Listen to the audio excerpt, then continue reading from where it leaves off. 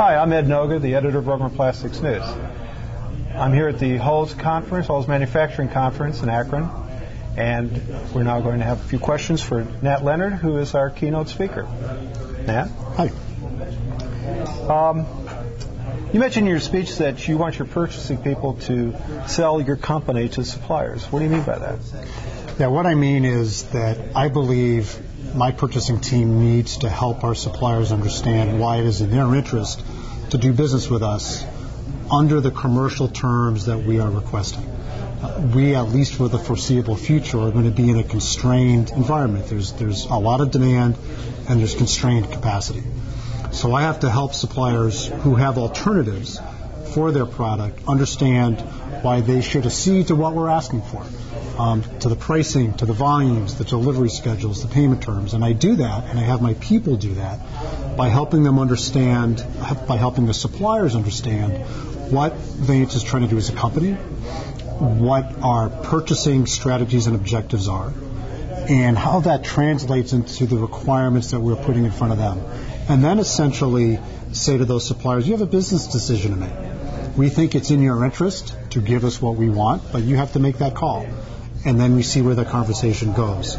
I think in today's world, we will end up with a better total economic value of product and delivery and pricing and working capital and quality than we would if we took the traditional approach of simply squeezing, because there's a lot of squeezing. Everybody can squeeze the same way. You need to, I think, to use a different strategy and different approach.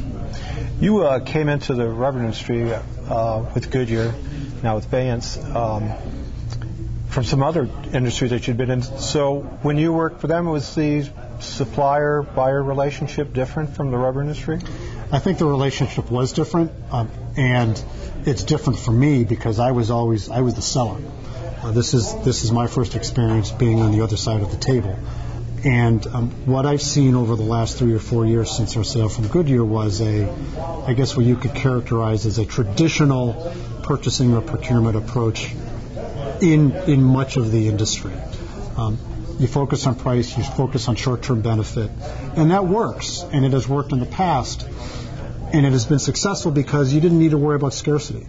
You didn't need to worry about massive spikes, whether up or down, and that world is gone. We're in a different environment today. We're in an environment where I think the spikes are much more, well, and they are much more severe, where access to product, where resiliency of capacity is a much bigger concern.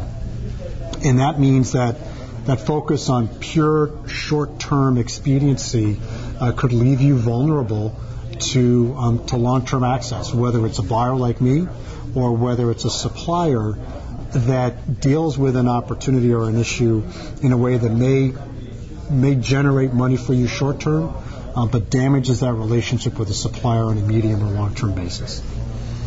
You mentioned capacity. In this industry, there's been a lot of capacity taken out from supply side, SBR, carbon black, for example.